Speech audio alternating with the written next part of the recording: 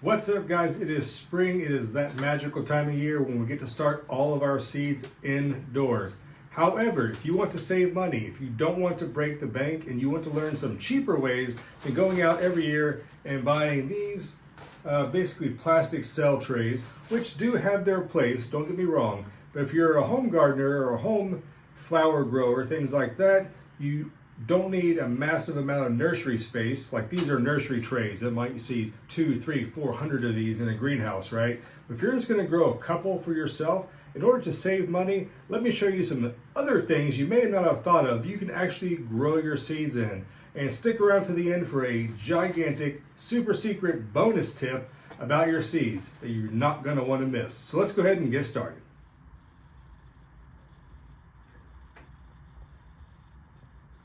So, to begin, we've all used these trays before, okay? We've got these from the nursery. If you try to save them or reuse them, it's not gonna work. They're gonna tear, they're gonna rip, they're gonna just, you might get a second use out of them, but honestly, they're really not that durable, okay? They're made for nurseries and kind of a one-time use thing. Now, this is a seed starting tray that these individual seed cells, I believe this is made by Burpee, okay? There are probably other varieties. This is not an advertisement. But when you plant your seeds in the soil here, at the end, when they're ready to transplant, you simply will, let me turn this around, you're gonna push down this. Now this rubber right here is gonna push out, and then your seed plug is gonna come out like this, okay? So you can reuse this over and over again. A little bit more of a durable seed starting idea. Now, like I said, buy it once, you can use it 5, 6, 7 years, as long as you take care of it, okay? These little plastic things, not gonna last very long. However, there's a little bit of a price to it. So again, this is about saving money. So if you think about the long term, this might be initially upfront a little expensive, but it will save you money long term, okay? Especially when you take care of it. And I believe this actually has a dome at one point that you can put over it, so then you can actually kind of keep those humidities up while you're starting your seeds. So consider this maybe as option number 1, however, slightly more expensive than option number 2. Okay, option number 2. Now this is just a generic seed starting dome. However, 2 of them here. This comes apart and it does have a ventilation on it, which I highly recommend because you don't want your seeds to get fungus, overly watered, and then lead to damping off or some kind of disease where the seedlings may or may not die. Now, I have many times just filled this up with soil as it is. Start your seeds, and then once you get a little bit of skill, you can actually, if you know what you're doing, prick them out, take these individual seedlings and put them into larger containers like we're going to talk about over here, individual seed starting cups. Okay, or you can actually just grow 2 or 3 plants in here, and very gingerly, once it fills out, take all the soil out and transplant it directly into your garden. It works just fine. But this is level 2. It's a little bit less expensive. These come in bulk. That's what's good about these. These come in bulk, packages of 25, 30, maybe just 12.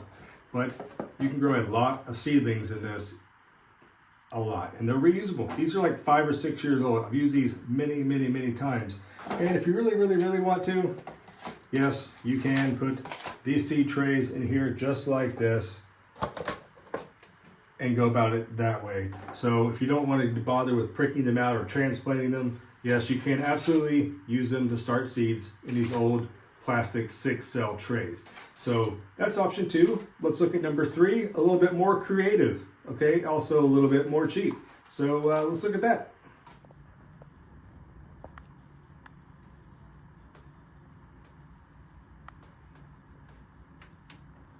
All right, number 3.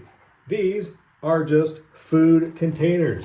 You can kind of see what these are, not advertising for brands. This was mac and cheese. This was, I think, mac and cheese as well with the plastic wrapper taken off. This was instant soup.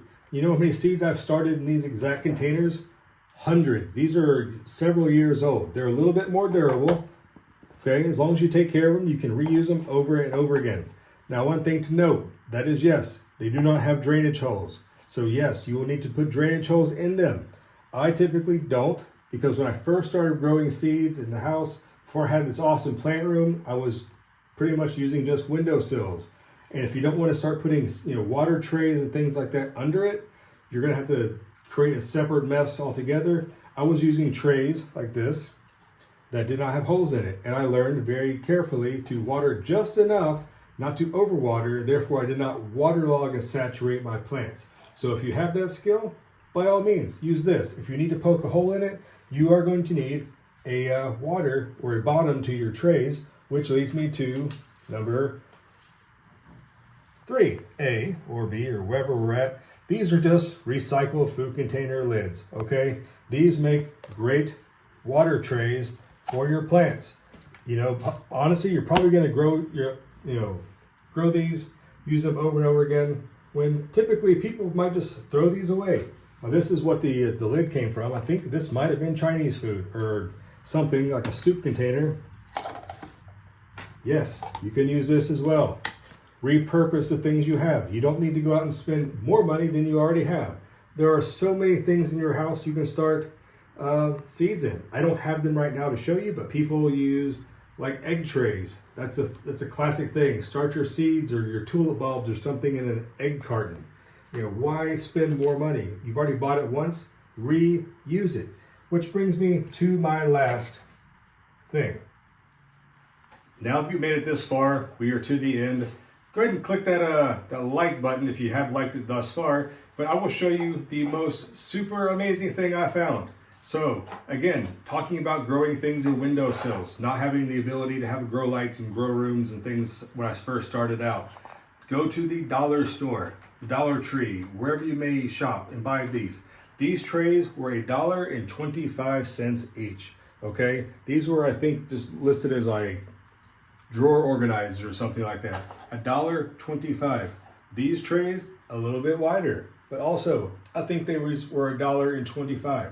Again, no bottom drainage hole in it. That's up to you. But these would fit nicely in a windowsill. If you have limited space, for $2.50, you have seed starting trays, just like this right here. Just like these dahlias I'm about to plant in this. They don't care. So that is my advice to you guys, my final advice. Your seeds, I have read thousands, I'm not exaggerating, thousands of seed packs in my life. I've grown hundreds of thousands of plants from seed. I have read the back of this just to make sure I didn't miss anything. And it does not say anywhere on your seed packages what you're supposed to start them in. It just says, sow 6 to 8 weeks before your last frost. Sow indoors. Well, we're indoors, and it doesn't tell you what you need to sow them into.